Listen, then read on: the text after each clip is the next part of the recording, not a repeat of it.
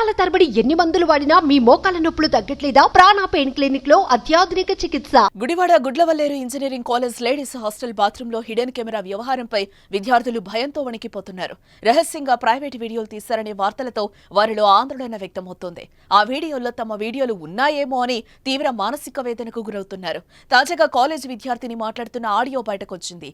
ఆమె ఫోన్లో మాట్లాడుతూ తన ఆవేదనను అవతలి వ్యక్తికి తెలియచేస్తూ రోధిస్తోంది. కాలేజ్ బాత్రూంలో వీడియోలు తీశారంట, భయమేస్తోంది, చచ్చిపోవాలనిపిస్తోందే అని ఏడుస్తూ అవతలి వ్యక్తికి చెప్తోంది. ఆ ఆడియోలో ఏముందో చూద్దాం. ఫోర్త్ ఇయర్ ఫోటో కూడా చూసాము మేము.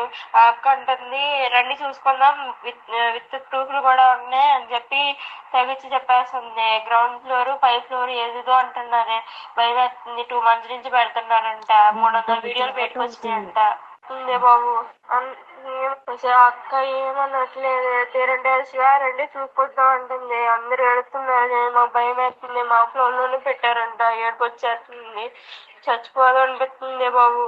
అదేంటి మేడంకి చెప్తేనేమో అదేంటి బయటకు వస్తే డ్రగ్స్ కేసులో ఇరికేస్తాము అలా ఇలా మాట్లాడుతున్నారు మేడమ్స్ ఏమో. రవీంద్రబాబు ఏమో చూసి చెప్తాడంట, వీడియోలు చూసినాక చెప్తాడంట, అలా మాట్లాడుతులేమో. పొలిటీషియన్స్ అంట, మరి తెలియట్లా, అందుకని భయపడుతున్నారు ఎవరైనా అడగడానికి. నాన్ అటెన్షన్ దాంట్లో పెట్టారంట, ఏ ఫ్లోర్ లో పెట్టారో తెలియదే. ఇప్పుడు 300 వీడియోలు అయితే బయటకు వచ్చినాయి అని మాత్రం అంటున్నారు. సీనియర్స్ ధర్నా చేస్తున్నారు. సీనియర్స్ ఏమో గొడవ పడుతున్నారు.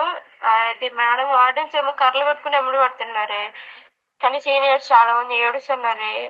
300 వీడియోలు 2 నెలల నుంచి జరుగుతుందంట. ఆ పిల్లేమో పొలిటీషియన్స్ అంటే ఫేక్ న్యూస్ అంటున్నారు. ఫేక్ న్యూస్ చూసి చెప్తాం, వెయ్య మాట్లాడినాను కాదు. అవే ప్లీజ్ ఎవరి వీడియో కనుక్కోండి. ఇక్కడ వీడియో ప్రూఫ్ చూస్తేనే మాకు మిమ్మల్ని పట్టించుకుంటారంటే, లేకపోతే పట్టించుకోరంటే.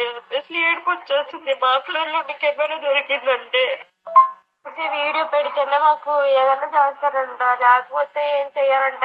అడుగుతుంటే కూడా కర్రలు పెట్టి కొడుతున్నారే, అంత ఉండే హాస్టల్లో. ఇప్పుడు మా సిచ్యువేషన్ అందరు ఏడుస్తున్నారు.